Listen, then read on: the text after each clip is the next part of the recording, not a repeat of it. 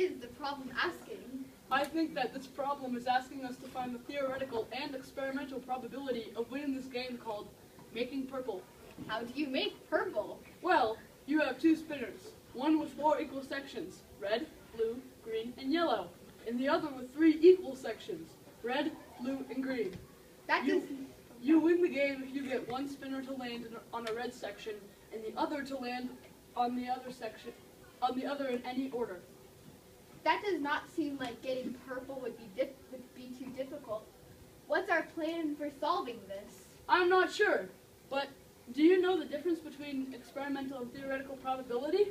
Specifically, experimental probability is a probability of something happening based on the data from an experiment or a real-world observation. On the other hand, theoretical probability is a probability of this case making purple. In other words, experimental probability is what does happen as opposed to theoretical probability being what should happen. To do this problem, what do we need to know? It's important to play Making Purple because it is the only way to find the experimental probability. Okay, let's play the game and find out what happens. First, I think that we should estimate what our probability will be. I think we will get purple half the time. What's your estimate? I think we will make purple slightly less than half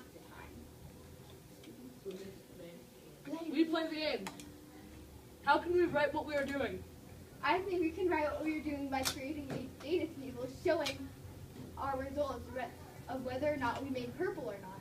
This is a bit surprising. We've played the game Making Purple 24 times and only made purple 8 times. What does this mean? Either we are very unlucky or making purple was harder than we first thought. I don't understand why that happened. How can we draw this out to explain our results? Do you remember those area model samples that the teacher talked about? How do those samples help us?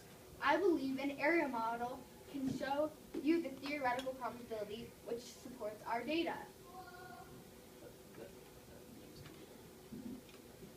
This reminds me of a carnival game that looks, we can draw it out like this. This reminds me of a carnival game that looks simple, that looks simple to win but isn't.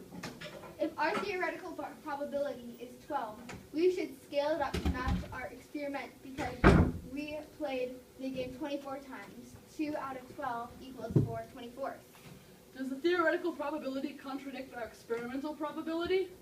A key mathematic principle in probability is making sure that you remember that the experimental probability is what did happen, whereas the theoretical probability is what does happen.